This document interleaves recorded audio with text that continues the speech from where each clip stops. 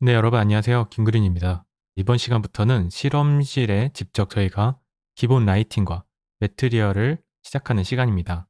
첫 번째로 저희는 먼저 이 샷의 레이어들이 어떻게 구성되어 있나 여러분들과 함께 분석해 보고요. 그 다음에는 기본 라이팅 세팅, 그리고 라이팅 세팅이 끝나고 나면은 아주 대표적인 매트리얼부터 시작해서 하나씩 이렇게 늘려나갈 거예요. 그 다음에 마지막으로는 이제 카메라 세팅까지 해서 이 씬의 기본적인 매트리얼과 라이팅 셋업을 하는 시간이 되겠습니다. 오늘은 녹화를 하는데 또 LA가 이렇게 비가 자주 안 오는데 올해는 진짜 비가 좀 많이 오는 것 같아요. 그래서 밖에 추적추적 비도 내리고 저는 되게 비 오는 날씨를 좋아하거든요. 그래서 뭔가 좀 더 작업하기 좋은 날 비가 오는데 집 안에 있으면은 또 좋잖아요. 이렇게 빗소리도 싹 들리고. 포모도로라고 여러분들 아시나요? 집중할 수 있는 루틴이 있는데 뭐 25분 집중하고 5분 쉬고 이거를 관리해 주는 거죠. 저는 유튜브에서 포모도로를 켜고 작업을 할 때가 많아요. 그래서 25분 동안 집중해서 하고 5분 쉬고 저희가 작업할 때 좀 지루한 게 있으면은 그런 식으로 하면은 효율적이더라고요. 거기서 보면 장작 소리 같은 걸로 집중을 잘 할 수 있게 해주고 어떤 건 빗소리도 있는데 저는 빗소리가 이렇게 올 때가 작업이 되게 잘 되더라고요. 왠지 고요하고. 여러분들도 자기만의 그런 루틴을 만들어 놓으면 좋을 것 같아요. 약간의 의미 부여가 돼도 좋으니까 그냥 나는 이렇게 비 올 때가 더 잘 된다. 아니면 나는 커피 마시면서 하면 잘 된다. 나는 숨쉴 때가 잘 된다. 뭐 이렇게 자기만의 루틴을 정하면은 실제로 그게 뇌를 그렇게 주문을 거는 것 같아요. 그래서 훨씬 더 집중이 잘 되지 않을까 하는 심심한 저의 팁을 공유해 드리면서 이 수업을 시작해 보도록 하겠습니다. 사실 저는 이제 이렇게 개인적으로 라이팅을 할 때가 제일 재밌어요. 씬이 어떤 아름다움을 더하는 시간이라고 할 수 있죠. 그래서 이 시간을 여러분들도 좀 즐기면서 이제 그동안 좀 어려운 거 했잖아요. 제 노드도 쓰고 여러 가지 만들었는데 이번 시간부터는 좀 멋을 낼 수 있어서 효과적으로 이 디자인할 때 좋잖아요. 실제 아웃풋을 뭐 렌더링 하면서 저희 작업할 수 있다는 거. 그렇게 여러분들도 할 수 있으면 좋을 것 같습니다. 자, 여기 보면은 제가 여러분들과 하나씩 레이어 정리를 어떻게 했는지 한번 보여드릴게요. 여기서부터는 이제 제가 여러분들이랑 실습하던 상태가 아니라 이렇게 제가 완성한 샷을 이용해서 함께 분석하면서 보여드리도록 하겠습니다. 먼저 레이어는 이렇게 크게 세 가지로 있어요. 보면은 캠, 라이트, 씬. 그리고 여기 튜토리얼은 여러분들이 할 때는 필요 없는 거죠. 저는 강의를 위해서 여기 숨겨놓고 여기에 제가 오늘 할 말을 정리하고 씁니다. 뭐 보여드리자면은 뭐 이런 식으로 돼 있어요. 오늘 배울 거 이렇게 목차가 있고 뭘 가르쳐 줄 거다. 근데 저는 이 창을 여러분들이 안 보이는 요곳에다 이렇게 띄워놓고 옆에다 옮겨서 이렇게 작업을 하고 있습니다. 그래서 일단 거두절미하고 이 캠 안에는 저는 포커스를 해줄 수 있는 널 오브젝트가 하나 있고요. 카메라를 세팅을 해놔요.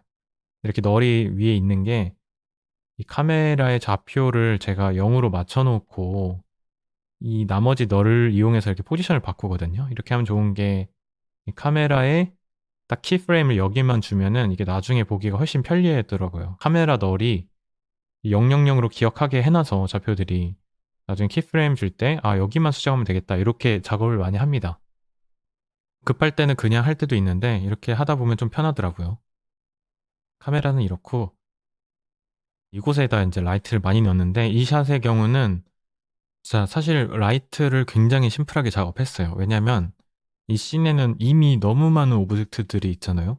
라이트까지 이곳저곳에 하면은 아마 보는 사람들이 집중을 하기 힘들 것 같았어요. 그래서 보통 이렇게 복잡한 씬을 할 때는 일수록 저는 매트리얼도 굉장히 심플하게 쓰고요. 그리고 라이트도 한두 개 이렇게만 사용합니다. 여기서도 보면은 HDRI 이렇게 전체를 밝힐 수 있는 앰비언트 라이트 같은 게 하나 있고 또 요 라이트 두 개는 그냥 공중에서 이 돌아가는 팬을 그림자를 만들기 위한 라이트예요.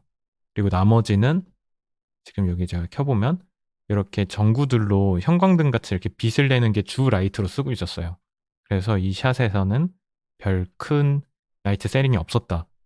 그리고 여기서 라이트는 어쨌든 이 라이트 널 안에다가 이렇게 넣고 레이어도 보면은 이렇게 텍스트는 텍스처끼리 다 이 하나의 레이어를 저는 사용하고요. 그 다음에 라이트, 캠, 그다음에 씬이 있어요. 씬은 이렇게 열어보면은 벽과 데코, 그리고 프리셋을 이렇게 따로 나눠놨습니다.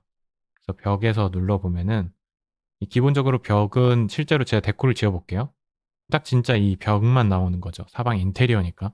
그리고 이 데코 안에는 각 벽을 꾸며주는 것에 맞춰서 제가 레이어 처리를 했습니다. 위에서부터 하나씩 보여드릴게요.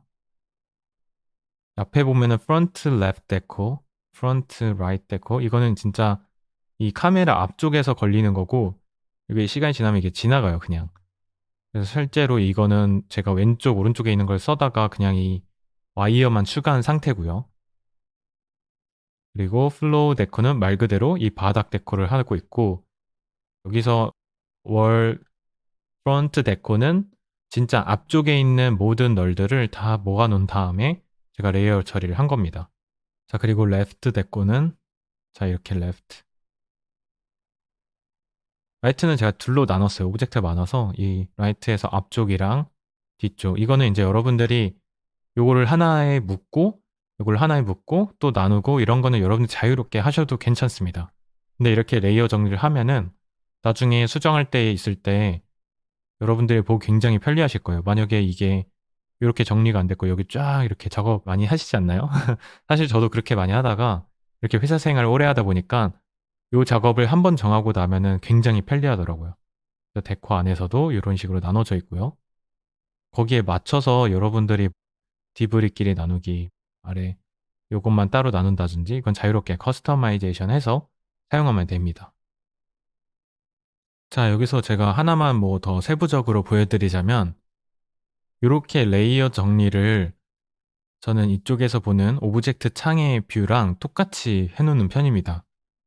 이렇게 돼 있어서 그래서 솔로로 보면은 이 씬이 자체가 무거워도 훨씬 빠르게 작업을 할 수 있거든요.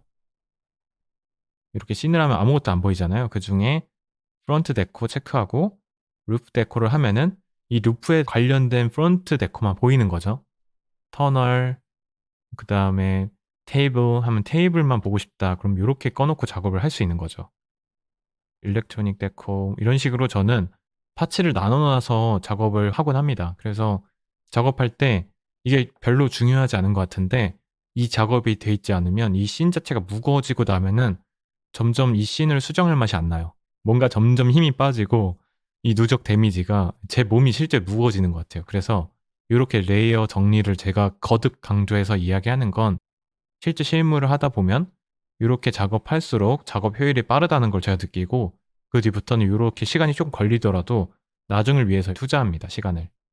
자, 이런 식으로 저는 저만의 방법으로 했지만 여기서 가장 중요한 건 사실 이렇게 상위 널을 나누기만 해도 훨씬 더 효율적입니다. 여기서 또 나눌 필요는 없고 요 정도만 해놔도 여러분들이 앞으로 작업할 때 굉장히 편리하실 거예요. 아시겠지만 저는 지금 대문자로만 사용하고 있거든요. 같이 함께 작업하던 용섭이 형이 저한테 이걸 전수해 줬어요. 실제로 여러 가지 해봤는데 대문자로 하는 게 제일 보기 편하다고 해서 저도 그 뒤부터 대문자로 이렇게 하고 문장을 구분할 때 이렇게 언더바를 쓰니까 저도 훨씬 편해지고 그 안에서 이제 저만의 룰을 정해서 이렇게 네이밍을 하면서 작업하고 있습니다. 그럼 지금부터는 이제 레이어 이야기는 그만하고 기본 라이팅 세팅을 설명해 드리고자 합니다. 근데 여러분들이 만약에 저와 같은 파이프라인으로 작업하면 아시겠지만 이곳에 오브젝트 매트리얼이 굉장히 많이 생길 거예요. 수도 없이. 왜냐면 저희가 여러 가지 에셋을 막 불러왔었잖아요. 그래서 이럴 때 저는 어떻게 하냐. 일단 이 씬 같은 경우는 조금 예외적이긴 한데 저는 원래 에셋에 있는 매트리얼을 다 가져다가 한 곳에 폴더에 넣고 다 불러와서 하기도 하는데 이 씬은 일단 거기서 제공해주는 매트리얼을 거의 다 쓰지 않았어요. 그냥 제가 새로 처음부터 만들어서 작업을 했습니다. 왜냐하면 이따 그냥 제가 아무것도 매트리얼 없는 상태에서 렌더링 걸면 알겠지만 그냥도 이뻐요.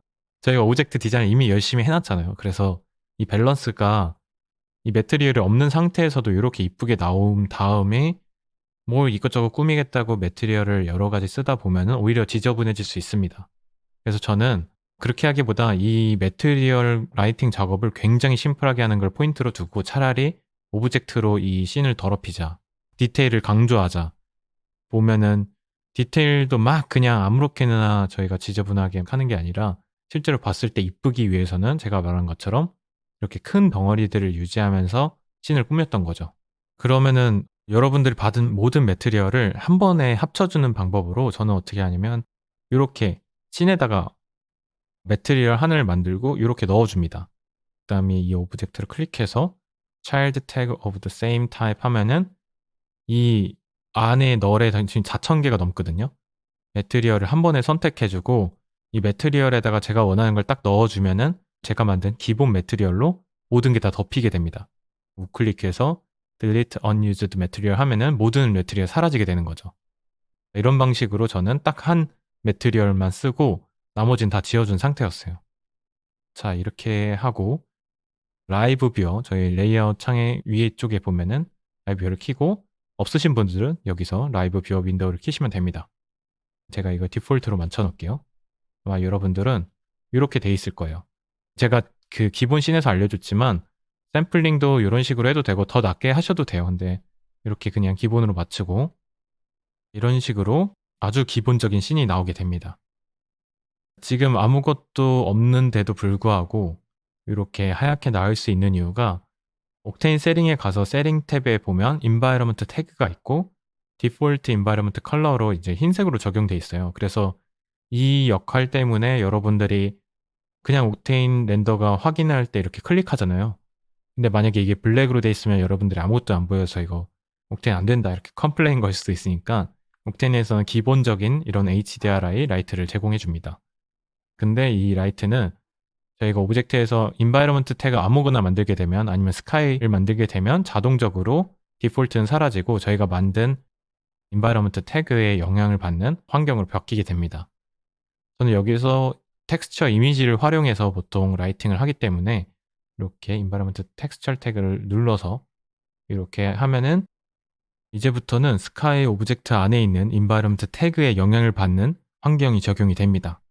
그래서 이곳에 눌러서 뭐 색깔을 바꾸게 되면 여기서부터는 이제 디폴트에 영향을 받는 게 아니라 이 태그에서부터 시작되는 거죠. 저희는 근데 기본 이 컬러로 된 걸로도 전 작업을 많이 하거든요. 이렇게 텍스처 작업할 때는 뭐가 이렇게 화려한 HDRI가 있으면 HDRI 따라서 매트리얼이 달라 보이기 때문에 저는 기본적으로 요거를 바꿔서 작업하지 않고 기본으로 넣고 매트리얼 하고 나중에 조금 진행이 됐을 때 이미지를 넣곤 합니다. 근데 이 씬은 사실 밖에서 봐도 알겠지만 뭐가 없어요. 이렇게 비어 있기 때문에 사실 HDRI의 영향을 거의 안 받는다고 보셔도 됩니다. 이제 야외 씬 같은 거 영향을 굉장히 많이 받겠죠. 그래서 사실 저는 여기서 아무 이미지나 갖다 썼어요. 그 중에 좀 비슷한 거, 예를 들어 옥테인 이미지 태그를 가서 여기다가 저는 그냥 이런 이미지를 활용했거든요. 여기 보면은 이런 식으로 그냥 실내에 아무 이미지나 사용했습니다. 왜냐면 저희가 반사돼가지고 막 거울이 있는 게 아니니까 실제로 반사에도 영향을 그렇게 미치지 않고 또 아주 미세한 라이트를 사용하게 된 거죠. 그리고 이렇게 HDRI 이미지를 불러오게 되면 감마를 항상 1로 맞춰놔야지 제대로 된 라이트 세기를 쓸 수 있습니다. HDRI나 EXR 확장자로 되어 있는 거는 기본적으로 리니어 작업이고 저희는 감마를 1로 맞춰야 되기 때문에 이런 식으로 2.2로 하면 굉장히 컨트라스트가 센, 그래서 인텐시티도 같이 세지는 이미지로 변하게 됩니다. 저는 이거를 심지어 거의 영향을 안 받게 하기 위해서 0.3? 이 정도로만 썼어요. 그리고 이미지가 있기 때문에 아마 반사에도 조금 더 다양하게 나오지 않을까? 이렇게 작업을 했고요. 그리고 이 이미지 태그를 그냥 쓰면은 일단 색깔이 이렇게 이미지에 따라 변하게 되지만 여기에서 클릭해서 옥테인 또 멀티플라이를 하고 디플라이 안에 여기다가 저는 RGB 컬러를 더해서 여기서 색을 바꿨어요. HDRI에 RGB 스펙트럼을 넣어서 이곳에서 약간 저희 전체적으로 초록기가 앰비언트에서 나야 되기 때문에 이런 식으로 초록기를 살짝 넣은 HDRI로 바꿨습니다. 여기서 한 가지 꿀팁은 여기 이렇게 멀티플라이를 사용하면은 이 바깥에 있는 로테이션 XY가 작용을 안 하거든요. 그래서 그럴 때는 이 이미지에 들어가서 UV 트랜스폼으로 바꾸고 이곳에서 포지션을 바꿔줘야지 HDRI를 움직일 수 있습니다. 사실 이 HDRI는 그냥 반사 역할을 쓰기 때문에 지금 이 상태로 해도 충분하기 때문에 그냥 이렇게 진행을 하도록 하겠습니다. 그래서 이거를 이렇게 라이트 안에 넣게 되는 겁니다. 제가 이미 여러분들한테 보여주기 전에 이렇게 작업해놔서 복구를 해놨어요. 근데 여러분들과 함께 다시 실습하기 위해서 그냥 다시 만들게요. 이렇게 라이트 널도 이곳에다 이렇게 넣고 작업을 하는 겁니다. 마지막에 저는 다 됐을 때 이렇게 미들 클릭으로 아래까지 다 선택해주고 이렇게 원하는 레이어 처리를 컨트롤 시프트를 누르고 넣게 되면은 모두 하위에 있는 오브젝트들도 이 레이어에 들어가게 되거든요. 그래서 이렇게 작업을 많이 했습니다. 그럼 이 형광등의 저의 키 라이트가 될 텐데 형광등의 라이트를 한번 심어보도록 하겠습니다. 실제로 저희 이 형광등을 클릭하고 나서 이렇게 큐브 대신에 실린더를 활용하면 좋을 것 같아요. 엄청나게 큰 라이트가 되겠죠. 자, 여기서 캡은 필요 없습니다. 캡은 꺼주고 저희는 이 면만 쓸 거니까. 그리고 오브젝트 축도 오리엔테이션을 G 플러스로 해서 이 형광등 로테이션에 맞도록 조정을 해주고요. 형광등 사이즈로 이제 조절을 해야겠죠. 이렇게 지금은 카메라 모드니까 저희가 이 상태에서 움직이면 카메라가 같이 움직이잖아요. 그래서 저는 F2번을 눌러서 그러면은 뭐 이렇게 백이 나오고 저는 여기를 퍼스펙티브로 바꾸기도 하고요. 그 모드가 지금 라인 모드가 아니라 디스플레이를 퀵 쉐이딩 모드로 바꿔서 이 위치를 조정해 주도록 하는 거죠. 이동 툴 W 눌러서 오브젝트 코디네이트로 바꾸고 이렇게 적절한 위치에다가 제가 원하는 라이트를 위치시키는 겁니다. 자, 이런 식으로. 그리고 이 라이트의 발광을 시키기 위해서 이걸 잠깐 빼서 여기다 놓을게요. 그리고 매트리얼을 하나 만들어 줄 건데 여기서 매트리얼 안에 크리에이트 안에 가서 이 발광하는 물체는 이 디퓨즈 매트리얼 안에 있기 때문에 여기서 제작을 해도 되지만 저희 레이아웃에 보면 여기에 제가 이렇게 빼놨어요. 자주 사용하는 것들을. 그래서 디퓨즈 매트리얼을 클릭해서 바로 이렇게 매트리얼을 생성하도록 하겠습니다. 자, 그리고 이거의 이름을 라이트라고 바꾸겠습니다. 이 라이트를 이 실린더 안에다가 넣게 되면은 지금 아무 변화가 없죠. 요거를 클릭해서 저는 라이트 오브젝트를 발광하는 물체로 쓸 거기 때문에 이렇게 디퓨즈 탭을 꺼주면 이렇게 아예 블랙으로 변하거든요. 이 상태에서 에미션 태그에 가서 두 가지 에미션 중에 하나를 선택하곤 합니다. 저희는 이제 이 형광등을 좀 더 리얼리스틱하게 하기 위해서 형광등 텍스처를 조금 수정을 할 거기 때문에 이미지를 넣어서 텍스처 에미션을 활용하도록 하겠습니다. 이렇게 하게 되면 이렇게 형광등을 만들 수 있습니다. 지금부터는 사실 저는 이렇게 매트리얼 에디터에서 하는 게 아니라 노드 에디터에 가서 하면 작업을 더 편리하게 할 수 있거든요. 노드 에디터를 켜서 여러분들과 함께 매트리얼을 디벨롭 해보도록 하겠습니다. 이렇게 매트리얼을 하기 전에 형광등을 보면 양끝이 약간 검게 라이트가 조금 죽은 모습을 볼 수 있잖아요. 마찬가지로 매트리얼에서 그 처리를 해줄 수 있습니다. 저는 그럴 때 매트리얼 안에다가 그라디언트 맵을 자주 활용하는데 옥테인 그라디언트 말고 시네아포디 기본에 있는 그라디언트를 활용하면 돼요. 여기 보면은 왼쪽에 노드들이 쫙 나오는데 그중에 시네아포디 해가지고 이 약간 어두운 레드 색깔 아래쪽에 보면 요 그라디언트가 있어요. 이걸 드래그해서 넣으면은 이 OSL이라고 돼 있는 그라디언트 노드를 갖고 이렇게 드래그해서 텍스처에 넣게 되면은 이 텍스처가 이 그라디언트 이미지랑 섞여서 보이게 됩니다. 그 다음에 요거를 이 앵글로 바꾸기 위해서 타입을 U가 아니라 V로 바꿔주시면 됩니다. 이걸 확인하기 위해서 제가 일단 에미션 파워가 너무 센 것 같아요. 가서 파워를 1로 줄여보도록 하겠습니다. 이렇게 했더니 제가 조금 더 확대해서 보여드릴게요. 저는 그리고 이 라이브 뷰어 창을 지금 기본 세팅으로 하면은 이렇게 창 크기에 따라서 이 라이브 뷰어도 함께 바뀌잖아요. 이렇게 하기보다는 이 락을 누르게 되면은 저희가 실제 렌더 세팅에서 설정해 놓은 이미지 사이즈대로 렌더링이 시작되거든요. 그래서 이 모드로 하고 사이즈 조절을 이쪽에서 0.5 그럼 하프 사이즈로 렌더를 거는 거죠. 이렇게 작업을 많이 합니다. 그리고 원하는 부분을 이렇게 체크해 주면은 이 부분만 더 디테일하게 하는 거죠. 아니면 여기 좀 더 키워서 1로 하고 이렇게 보면 쓸데없는 걸 계속 렌더하면서 이 컴퓨터를 더 무겁게 할 필요 없겠죠. 이 상태에서 렌더도 이렇게 마크를 하게 되면 이곳을 굉장히 빠르게 렌더 걸고 다른 곳은 필요 없으니까 이렇게 확인해서 작업할 때 아주 편합니다. 그래서 이 흰색 끝점을 좀 드래그해서 여기를 좁히고 이 블랙도 조금 좁히고요. 이게 양 끝에 이런 현상이 발생해야 되니까 이 뒤쪽에 흰색이 한번 클릭하면 하나의 더 마크가 생기죠. 블랙 하나 만들어서 그걸 이쪽에 옮김으로써 여기 보면은 양쪽 끝에 이렇게 블랙 바가 있고 여러분들이 원하는 대로 이렇게 그라데이션을 좀 늘릴 수도 있겠죠. 자, 이 상태로 해서 뭐 색깔을 바꾸고 싶다. 그럼 더블 클릭이나 아니면 여기 창을 내려서 이곳에서 색깔을 더해줄 수 있겠죠. 근데 이렇게 하면은 화이트가 두 개나 있으니까 컨트롤하기 불편하잖아요. 그래서 이것을 이렇게 안 하고 여기 안에다가 이렇게 바로 이미지가 가는 게 아니라 여기 탭을 눌러서 여기다가 멀티플라이 노드를 추가합니다. 멀티플라이는 이렇게 어두움을 추가할 수 있는 노드인데 여기다가 제가 이미지를 말고 RGB라고 해서 RGB 스펙트럼으로 컬러를 덧댈 수 있는 거죠. 여기다가 이렇게 레드 컬러로 한다 이렇게 하면은 검은색 부분 영향을 안 받고 어차피 검은색이니까 더 어두워질 수가 없겠죠. 이렇게 흰색 부분이 이 빨간색이랑 같이 섞이게 되는 거죠. 그래서 저는 약간 주황빛이 나는 라이트였으면 좋겠다. 이런 식으로 색깔을 덧입혔습니다. 지금 약간 유치하게 노란데 이걸 이제 붉은색으로 조금 더 맞춰서 이런 식으로 좀 조절을 해보는 거죠. 어쨌든 이렇게 형광등 느낌이 났다 그러면은 성공적인 거죠. 근데 지금 이 상태는 그냥 그라디언트와 색깔로만 작업한 거기 때문에 형광등 안에 디테일이 없잖아요. 그래서 디테일을 더할 수 있게 이곳에 이미지를 더 섞도록 하겠습니다.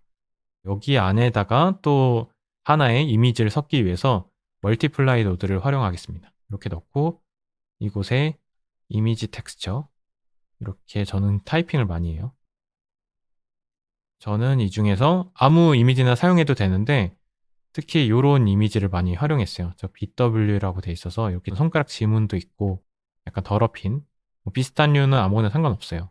어차피 자세히 보이지 않을 거니까 이렇게 처리를 하고 일단 여기서 형광등의 이미지가 얼마나 되나 확인하기 좀 어렵잖아요. 이 렌더된 이 밝기 때문에 제가 오른쪽 클릭해서 솔로 노드로 확인하려 그러면 이렇게 보이지 않거든요. 이 멀티플라이에서 솔로 노드를 하게 되면 이 이미지가 지금 어떻게 활용되는지 볼 수 있는 거죠. 사이즈를 더 크게 보기 위해서 이 렌더 사이즈를 2배로 키우면은 이렇게 더 확대해서 볼 수 있겠죠. 이 상태에서 이 이미지 사이즈가 지금 너무 작은 것 같다 그러면은 이 트랜스폼 노드를 추가해서 여기서 사이즈를 조절해서 텍스처가 보일 수 있도록 디테일이 이 정도로 확대해 볼게요.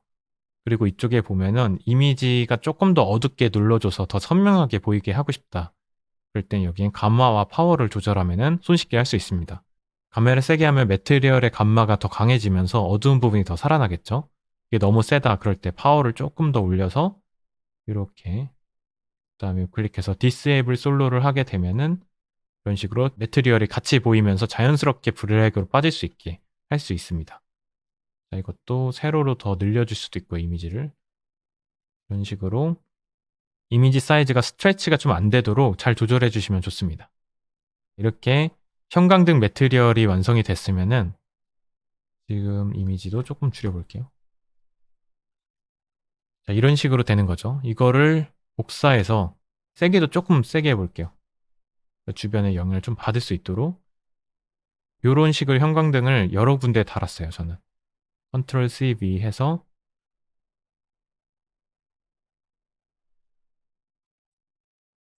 자석 툴을 켜고 Enable Snapping 이동 툴로 이동해서 로테이션 포지션도 너무 많이 돌아가 있으니까 이거를 돌리겠습니다. 그리고 이렇게 돌려주고요. 자석 툴을 끄고 이곳저곳에다가 자연스러운 형광등을 하게 되면 이쁜 곳을 찾아서 이렇게 몇 개 설치해 둔 거죠. 이렇게 설치할 때 형광등이 그대로 보이는 것보다 이런 식으로 그림자라고 보인다든지 아니면 주변에 이렇게 반사되는 걸 이쁘게 그릴 수 있도록 설치해 줬습니다. 자, 이런 식으로 하면 이렇게 간접 조명처럼 될 수도 있겠죠.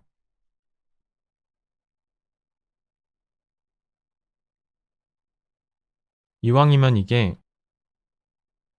이런 식으로 형광등이 보이면 이쁘질 않더라고요. 디테일이 많이 없으니까. 그리고 그림자 효과가 없으니까 이런 식으로 좀 움직여 보면서 약간 간접 조명처럼 이쁘게 포인트를 살려줄 수 있는 위치를 선정해서 작업해 주시면 됩니다. 살짝 보일 수는 있겠죠. 그리고 또 마찬가지로 밸런스가 지금 이렇게 있으니까 이쪽에다 하나 더 놔도 괜찮을 것 같습니다. 여기다가 복사해서 이런 식으로 추가로 달아주고, 가끔 이럴 때가 있어요. 이게 제가 원하는 위치에 놨는데 형광등이 너무 잘 보이는 거예요. 아니면 살짝 띄어서 저는 뭐 예를 들어 이렇게 하고 싶은데 형광등이 이렇게 거슬린다. 그럴 때는 우클릭해서 익스텐션 태그에 가서 옥테인 태그에 가면은 이렇게 옥테인 오브젝트 태그를 달 수 있어요. 자, 이걸 달게 되고 비저빌리티에서 카메라 비저빌리티를 끄게 되면 이렇게 라이트에 영향을 주면서 실제로 라이트는 보이지 않도록 설정할 수 있습니다. 그래서 실제 밝기엔 영향을 주지만 실제로 여기에 라이트가 없어도 이런 형광등의 영향으로 밝게 되었구나라고 상상할 수 있을 것 같아요. 마찬가지로 요거를 하나 더 복사해서 이번에는 이 태그가 없이 요거는 조금 더 서랍 안에다가 넣으면 좋을 것 같아요. 자, 이런 식으로 포인트 컬러를 넣어줬습니다. 조금 더 와이더하게 해볼까요? 좀 더 길게 이렇게 길이를 늘려서 조금 더 천장에 붙일 수도 있겠죠? 이렇게 조금 더 뒤로 당겨서 형광등이 잘 안 보이도록 숨겨 놓을게요. 자, 이런 식으로 해서 기본적인 라이트 세팅이 끝났습니다. 매트리얼을 제작하기 앞서서 여러분들한테 텍스처를 제가 어디서 받아서 작업하는지 첫 시간에도 이야기를 했지만 이번 시간 전에 약간 리마인드 겸 자주 사용하는 텍스처 사이트를 알려드릴게요. 첫 번째로는 textures.com입니다. 이곳에서 제가 주로 봤는데 이곳에 프리가 있어서 이건 이렇게 매트리얼 소스도 있는데 아래에 보면은 이렇게 그냥 이미지 소스도 같이 있어요. 그래서 어떤 거는 이미지로만 돼 있고 이렇게 누르면 이런 거 사이즈별로 이제 무료로 받을 수 있는 사이즈가 있기 때문에 여기서 굉장히 많은 이미지 소스를 활용할 수 있습니다. 그리고 이 위쪽에 가게 되면 3D 오브젝트들도 무료로 배포되는 것도 있고요. 3D 스캔을 누르게 되면 여기서 만든 매트리얼들도 활용할 수 있습니다. 그리고 사실 이곳은 이제 거의 유료로 결제해야지 좋은 소스들을 활용할 수 있거든요. 그래서 여러분들이 만약에 이 사이트에 구독하지 않으신 분들이라면 폴리헤븐을 추천드립니다. 이 폴리헤븐은 블렌더 유저가 만든 사이트로 이곳에서는 여러분들이 모두 무료로 이러한 텍스처들을 활용할 수 있습니다. 그리고 또 하나로 추천드릴 사이트가 이 폴리곤닷컴입니다. 블렌더 그루라는 유튜버가 만든 사이트로 여기서 블렌더 유저들도 많이 쓸 수 있지만 저희 시나프디 유저도 여기에서 구매해서 사용할 수 있습니다.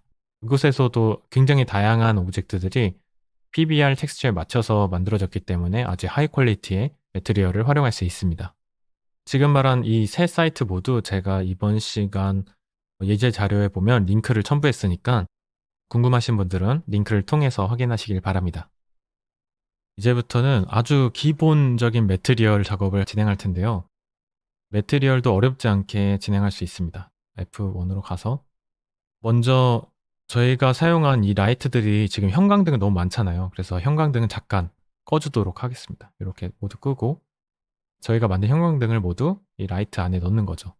이 상태에서 진행을 할 텐데 실제로 저희가 씬을 봤을 때 오브젝트가 너무 많아서 어디서부터 시작할지 헷갈리잖아요.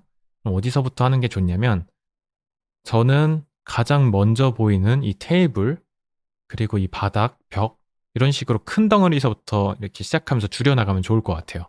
그리고 같은 분단끼리 예를 들어 이 쉘 아니면 이 텔레비전 같은 거 컴퓨터 부품은 그냥 하나로 제가 프로시저럴하게 매트리얼 만들게 되면 이렇게 오브젝트마다 약간씩 달라서 다양한 오브젝트처럼 보일 수 있거든요. 그럼 패턴이 안 보이도록 이렇게 작업하면 되기 때문에 가장 큰 덩어리들만 남기고 나머지는 좀 안 보이게 해볼게요. 기본적으로 이 왼쪽 오른쪽에 있는 선반이 지금 당장은 필요 없으니까 데코에 가서 이 앞쪽이랑 이 옆쪽에 있는 데코를 모두 끌게요. 이렇게 다 꺼주고 그리고 바닥에 이 오브젝트도 필요 없잖아요. 그래서 저희가 레이어 처리를 잘 해놨기 때문에 바닥에 보면 디브리, 발음 이런 아예 바닥 요거를 다 꺼도 되겠네요. 이 상태에서 작업을 하는데 지금 일단 이 양옆에 벽도 필요 없을 것 같아요. 그래서 이 벽도 보면은 사이드 요걸 꺼주면 이런 식으로 작업을 하면 좋겠죠. 이 중에서도 이 테이블을 먼저 시작해 보도록 할게요. 저는 주로 보통 매트리얼을 만들 때 거의 90%는 글로시 매트리얼로 시작합니다. 유니버셜 매트리얼이 나와서 더 리얼리스틱한 것도 있지만 충분히 글로시 매트리얼이 훨씬 간편하고 가볍고 더 빠르게 작업하기 용이하거든요. 그래서 저는 여기서 이렇게 글로시 매트리얼을 클릭해서 글로시 매트리얼로 이 책상을 제작해 보도록 할게요. 이 테이블에 가게 돼서 프론트 데코에 테이블 그룹, 이 테이블 안에 널이 있고 요 오브젝트를 제가 방금 만든 요걸 넣고 이름도 저는 여기에 테이블이니까 똑같이 하도록 하겠습니다. 지금 일단 배경이 보이는 게 사실 그렇게 좋지 않아서 그냥 벽은 켜고 작업을 하는 게 좋을 것 같아요. 그리고 라이트도 이 정도가 돼야지 좀 비슷할 것 같거든요. 이 상태에서 이제 테이블 매트리얼을 진행해 보도록 할게요. 오브젝트를 켜고 아예 키자마자 저희는 노드 에디터를 켜서 작업하도록 하겠습니다. 매트리얼에서 가장 중요한 걸 제가 뽑자면 바로 이 디퓨즈입니다. 디퓨즈는 일단 기본적으로 매트리얼 봤을 때 저희가 색이라고 느낄 수 있는 게 바로 이 디퓨즈이기 때문에 이곳에 이미지를 넣는 거에 따라서 이 매트리얼 기본적인 재질이 될 수 있습니다. 그래서 저는 여기다가 저 위로 올라가서 주로 이미지 텍스처로 작업을 합니다. 자, 이렇게 이미지 텍스처를 드래그하게 되면 바로 이미지를 불러올 수 있는 창이 뜨고 저는 이곳에 미리 다운받아 놓은 이미지를 불러오도록 하겠습니다. 사실 여기서 아무 이미지나 활용해도 괜찮아요. 여러분들 이 테이블 재질을 갖고 있는 우드 재질 아무거나 사용해도 되지만 저는 여기서 실제 예제에서 썼던 이 이미지를 활용하도록 하겠습니다.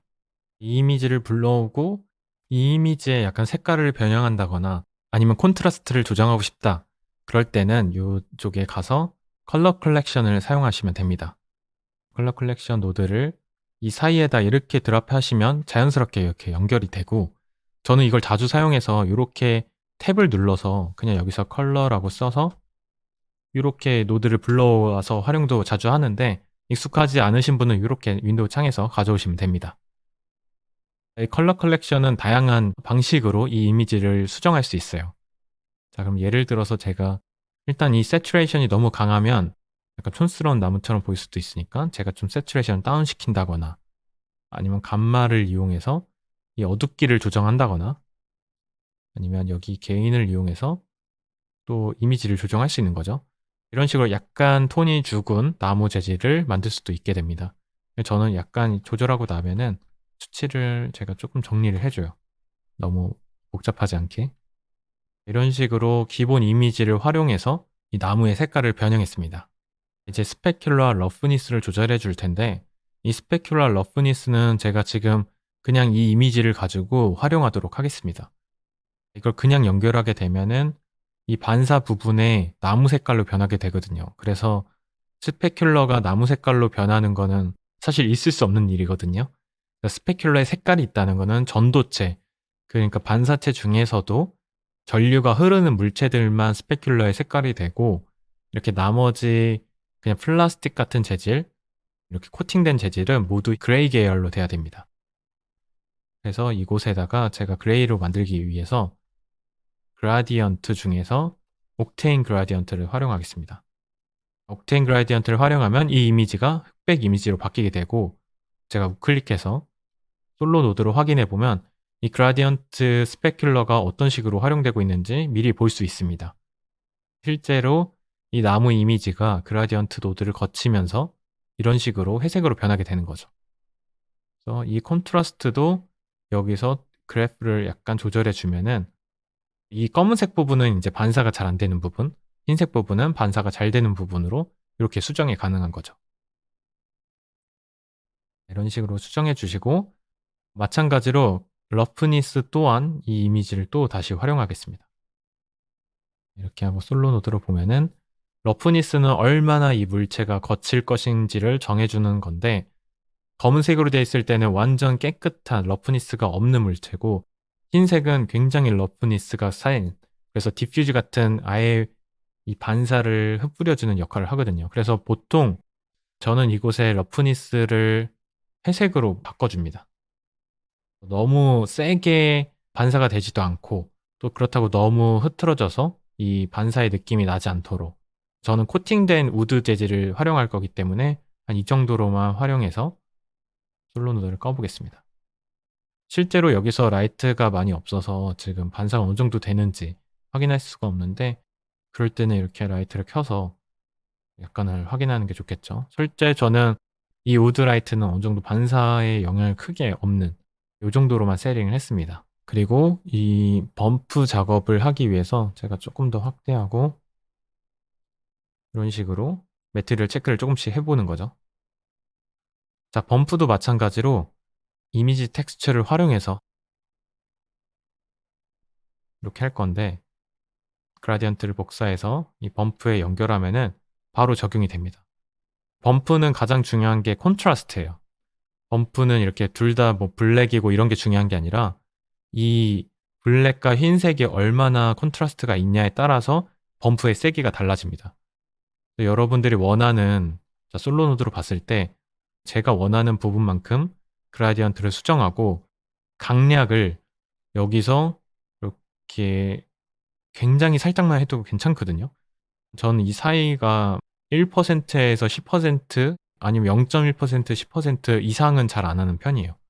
이 이상으로 되면은 특히 이게 좁았을 때일수록 이 범프가 굉장히 어색할 정도로 강하거든요.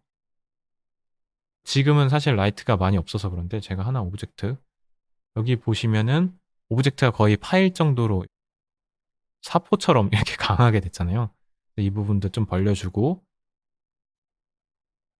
흑과 백 차이가 많이 나지 않도록 좀 조정해서 어색하지 않은 정도의 범프로 활용했습니다. 이렇게 기본적인 매트리얼을 할 때는 이렇게 글로시 재질을 활용하고요. 일단 글로시 재질에서도 디퓨즈, 스페큘러, 러프니스, 범프 아니면 노말 이게 가장 기본적인 매트리얼 세팅입니다. 다른 기본 오브젝트들도 여기서 크게 변형되지 않아요. 이 안에 세부적인 것들은 디테일이라고 생각하면 되고 저희가 뭔가 매트리얼을 작업하고 싶다 그러면 이 네 가지가 기본이라고 할 수 있습니다. 여기서 파생돼서 가는 게 훨씬 더 유리하겠죠.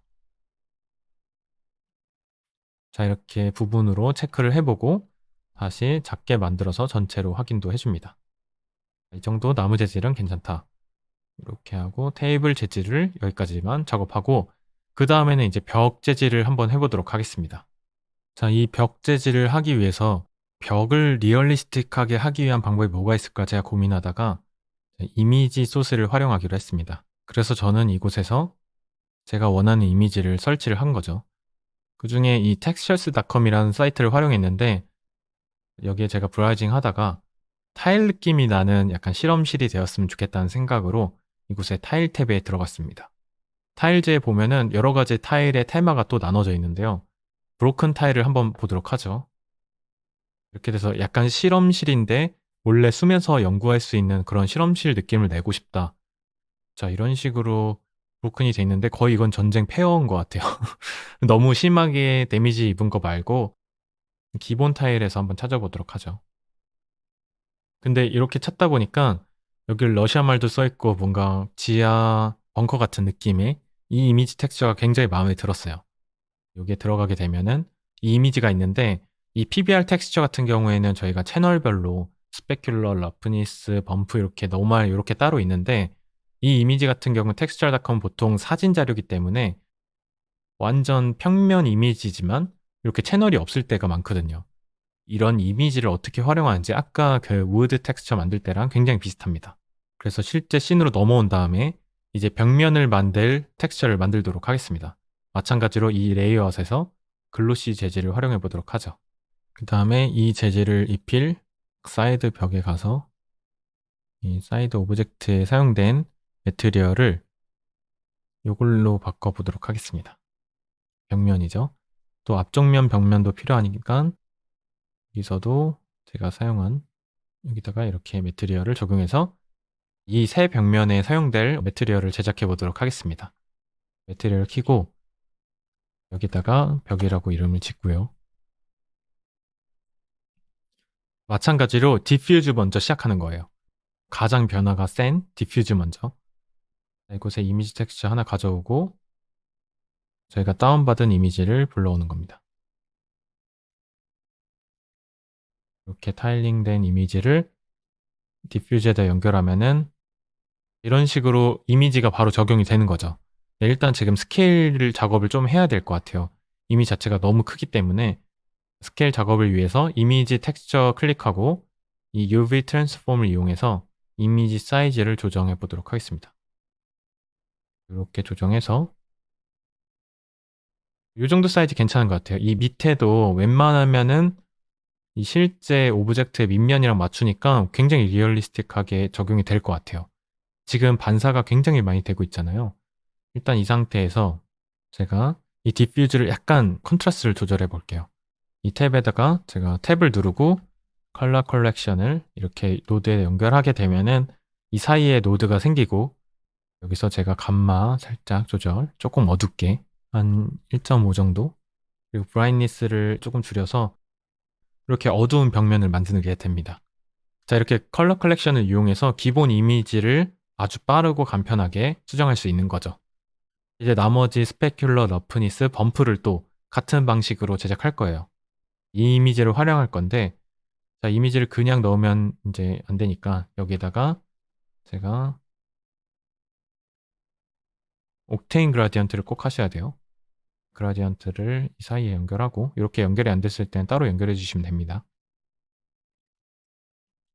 여기에 솔로를 눌러보면은 실제 이 벽면이 어떤 식으로 반사가 이루어질까 이 이미지를 보게 되면은 이쪽에 이 초록색 부분은 제가 반사가 좀 덜 되게 하고 이 파란색 타일은 좀 더 강하게 하고 그리고 이렇게 좀 러프할 것 같은 부분이 있잖아요. 이 이미지에서 그 부분은 스페큘러를 좀 빼주면 좋아요.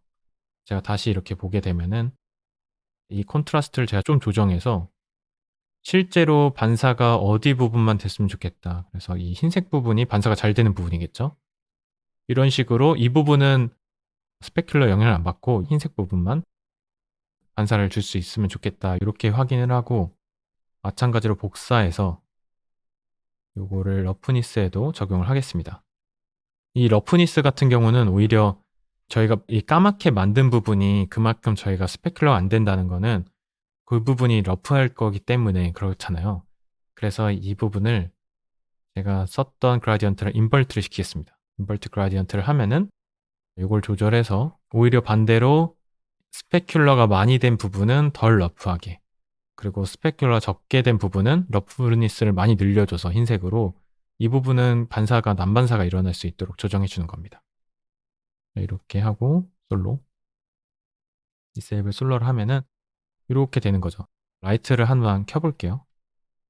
다시 이렇게 켜고 실제 사용된 라이트들을 켜보게 되면은 이런 식으로 되는 거예요. 그래서 만약에 이게 없었을 때 그런 식으로 거울처럼 벽에 반사되던 게 제가 만든 스페큘러 매트리얼 덕분에 위치에 따라 좀 다르고요. 여기서 러프니스까지 더해주니까 이렇게 산란이 일어나면서 자연스럽게 빛이 산란될 수 있습니다. 이렇게 되니까 이 빛이 자연스럽게 벽에서 실제 저희가 반사될 때를 상상하면서 러프니스를 조절해주면 됩니다. 자, 마지막으로 범프도 이 노드를 활용해서 바로 적용하도록 하죠. 복사해서 붙여놓으면은 제가 좀 더 확대해서 보여드릴게요. 지금 범프가 이 타일 모양대로 이렇게 자연스럽게 생기잖아요. 이게 바로 이 타일의 그라디언트 덕분에 이렇게 콘트라스트가 생기는데 이게 세면 셀수록 범프가 굉장히 강해져요. 이게 너무 세게 되면 이 타일에 무슨 지문 하나하나까지 다 나오잖아요. 그래서 그런 세기를 조절할 수 있기 위해서는 블랙과 흰색의 컨트라스트를 조절해주면 이 범프도 자연스럽게 처리가 됩니다. 그래서 이쪽 벽만 이렇게 확인했을 때 이 빛의 산란들이 굉장히 자연스럽게 되면서 리얼리스틱을 강조할 수 있는 거죠. 그래서 이렇게 PBR 텍스처가 아니더라도 저희가 이미지 텍스처를 활용해서 이 그라디언트 노드를 스페큘러와 러프니스 범프로만 연결해서도 충분히 리얼리스틱한 텍스처를 만들 수 있습니다. 그럼 바로 이어서 이 바닥 재질을 함께 만들어 보도록 하겠습니다. 바닥 재질도 마찬가지로 제가 조금 사이즈를 줄이고 바닥면만 이렇게 체크해서 집중해서 하도록 하겠습니다. 이 정도 라이트를 하고 하니까 작업이 훨씬 용이한 것 같아요. 이 상태에서 글로시 매트리얼 마찬가지로 만들고요. 이 글로시 매트리얼을 바닥에다가 또 입히겠습니다. 매트리얼에 넣고 저는 바로 이렇게 이름도 바꿔줍니다. 그리고 이 바닥 재질만큼은 이번에는 PBR 텍스처를 활용해서 실제로 이 바닥면이 조금 울퉁불퉁한 효과를 주기 위해서 디스맵이 있는 텍스처를 활용했습니다. 마찬가지로 이 textures.com에서 저희가 PBR 텍스처를 활용했습니다. 위쪽에 보면은 스페셜 컨텐츠가 있고 저는 그 중에 3D 스캔스를 눌러서 이 페이브먼트 중에 road and path 여기로 가서 원하는 이미지 중에 저는 메탈 브릿지라는 걸 활용했습니다. PBR 텍스처 좋은 점이 뭐냐면 이렇게 채널별로 있기 때문에 더 리얼리스틱한 결과를 실제 이미지로 활용할 수 있습니다. 여기 보면 알베도라고 돼 있고 알베도는 이 디퓨즈에서 알베도 플러스 AO 앰비언트 오클루전이 합쳐진 게 바로 디퓨즈거든요. 이 두 개를 믹스하면 이제 디퓨즈처럼 사용할 수 있는 거죠. 자, 이렇게 활용할 수도 있고 저는 그냥 알베도만 쓰기도 해요. 디퓨즈에다가. 그리고 하이트 맵이 있어서 이걸 디스 맵으로 활용할 수 있는 거죠. 그리고 노멀은 범프보다 더 다양한 각도로 이 빛 방향을 표현할 수 있기 때문에 디테일한 음영 부분을 표현할 수 있습니다. 러프니스로 어느 정도 부분이 다 있고 그래서 저희가 이 이미지를 표현할 때 이런 PBR 텍스처를 활용하면 더 리얼리스틱한 결과를 만들 수 있습니다. 그럼 제가 실제로 이 PBR 텍스처를 어떻게 활용했는지 이 샷에서 보여드리도록 하겠습니다. 먼저 제가 이미지를 다 다운받고 나서 이렇게 이미지 텍스처를 활용해서 제가 다운받은 이미지를 불러왔습니다. 이렇게 알베도 이미지 불러오고 이걸 바로 디퓨즈에다 연결했고요. 그냥 연결하니까 이미지 텍스처가 너무 커서 여기 트랜스폼 노드를 또 추가해서 사이즈 조절을 해서 실제 제 방향이 90도 돌리면 좋을 것 같다. 그래서 Z 방향 로테이션을 90도로 돌려서 0.15 이런 식으로 저는 작업을 했습니다. 그래서 이 부분이 중앙으로 갈 수 있게 실제 저희가 테이블을 넣더라도 테이블을 비접을 잠깐 켜볼게요. 이 부분이 테이블 딱 끝 지점이랑 연결되지 않게 이렇게 반을 가루니까 더 디자인이 이쁘게 나올 것 같다 해서 이 매트리얼을 활용했습니다. 잠깐 다시 끄고요. 마찬가지로 스페큘러랑 러프니스를 불러올 텐데 이번에는 저희가 PBR 텍스처를 활용했으니까 그냥 이미지를 다시 활용할게요. 이미지 불러오고 텍스처 안에 이 메탈릭이라고 돼 있어서 이 이미지를 불러와서 이걸 그대로 트랜스폼 노드는 공유하고 이걸 스페큘러에다 넣어서 솔로로 한번 봐볼까요? 그래서 이렇게 레일이 튀어나온 부분은 스페큘러가 적용이 안 되고 이 가운데 부분만 스페큘러를 볼 수 있도록 되는 거죠. 여기에 러프니스는 마찬가지로 아까처럼 제가 러프니스 이미지가 따로 활용하지 않고 이 오리지널 디퓨즈 이미지를 활용하기도 했어요. 그래서 여기서 옥테인 그라디언트를 노드를 불러와서 이걸 그대로 연결하고요. 러프니스도 생각을 해보는 거죠. 제가 어떤 부분에 이런 식으로 컨트라스트를 조절해서 이 튀어나온 부분은 러프니스가 많아서 난반사를 이루고 이쪽 그냥 길 부분은 이렇게 반사가 좀 세게 될 수 있도록 그리고 지금 블랙은 너무 세니까 살짝 회색으로 이 정도만 올려주도록 합니다. 자연스러운 러프니스가 완성되었습니다. 이 상태로 노멀 이미지도 불러와 보도록 할게요. 노멀 이미지를 불러오고 마찬가지로 트랜스폼 노드는 똑같은 걸 사용하고요. 그리고 이걸 노멀에 연결시키도록 하겠습니다.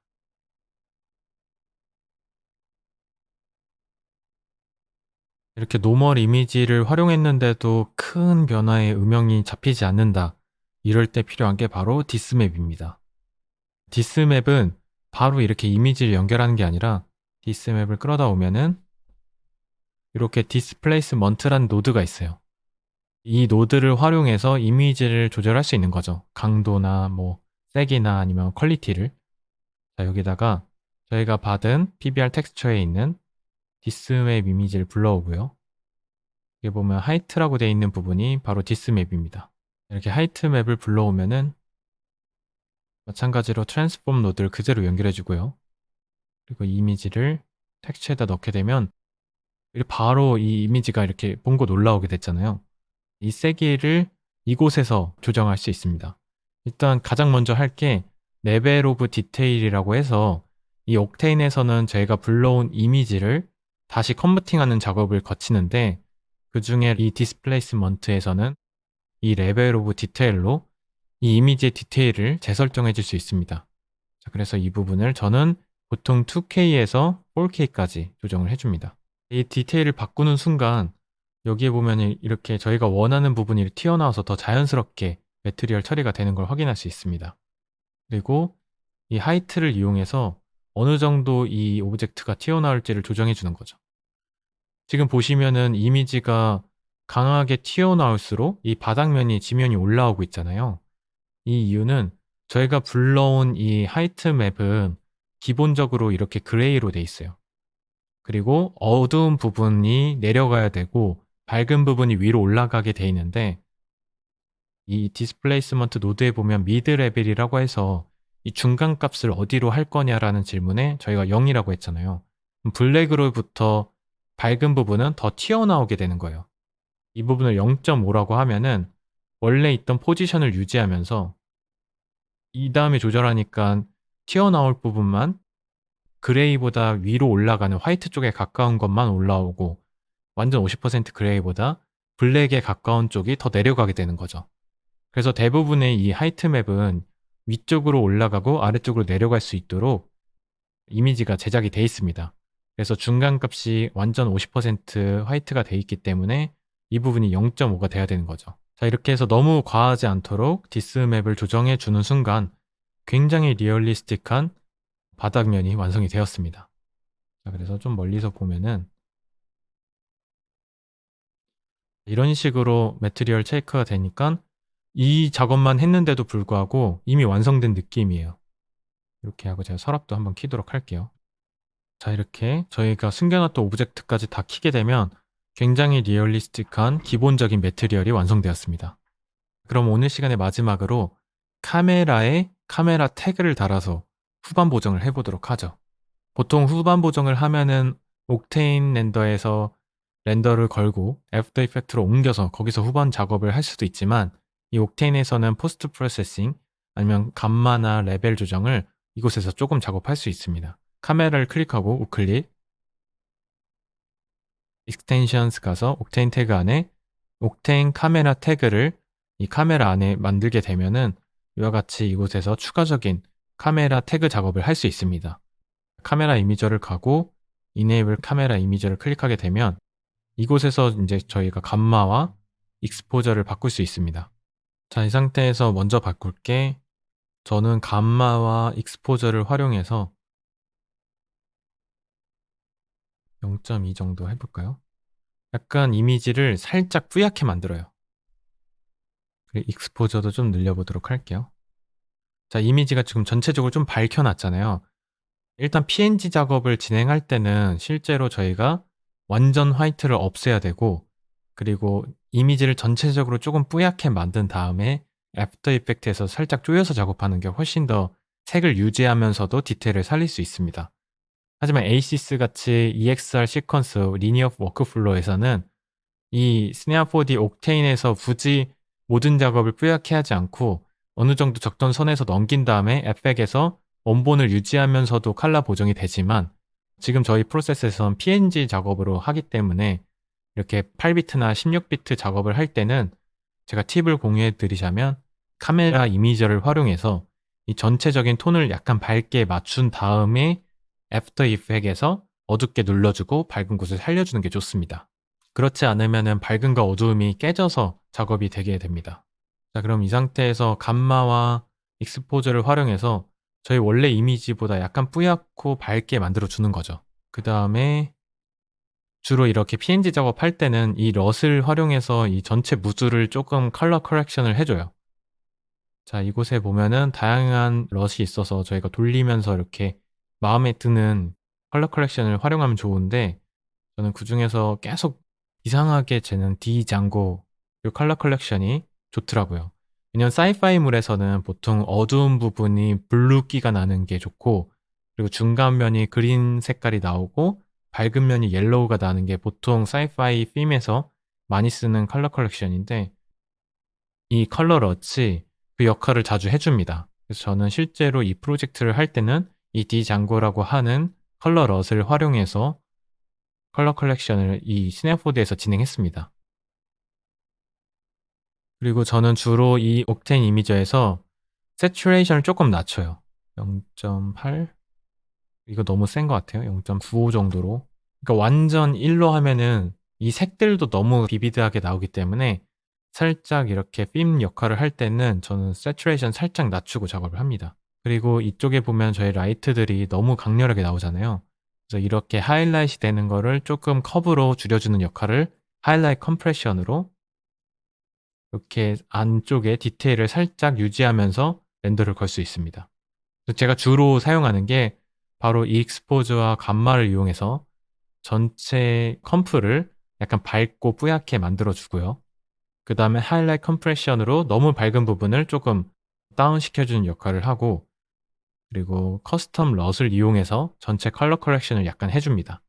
그 다음에 세츄레이션을 약간 낮춰서 전체 색이 너무 센 색깔이 나오지 않도록 맞춰주는 게 저희 보통 카메라 이미저를 이용한 옵션입니다. 그 다음에 마지막으로 포스트 프로세싱에 가서 이걸 이네이블 체크하게 되면 블룸 효과를 이용할 수 있습니다. 자, 이렇게 되면은 이 빛나는 부분에 자연스러운 발광이 돼서 실제 영화나 필름에서 나오는 효과를 옥테인에서도 활용할 수 있습니다. 저는 이 블룸 파워를 너무 세지 않게, 그리고 마지막에 제가 렌더 걸 때도 이 포스트 이펙트를 따로 빼서 후반에서 좀 조절을 해요. 이 상태에서 뷰티에 묻게 되면 나중에 수정이 불가능하기 때문에 포스트 이펙트는 따로 빼서 애프터 이펙트에서 조정하는 것을 기억해 주시고 작업을 하시면 됩니다. 우선 이곳에서는 전 너무 크지도 않게 20에서 40 사이로 작업을 하는 것 같아요. 이 정도로 맞추고 작업을 하면은 저희 오늘은 이제 기본적인 매트리얼과 그리고 라이트 세팅, 그리고 카메라 이미저 태그까지 작업을 진행하였습니다. 다음 시간에 나머지 이 메타를 작업을 진행하도록 하겠습니다. 자, 오늘도 긴 강의 들어주셔서 감사합니다. 다음 시간에 뵙겠습니다.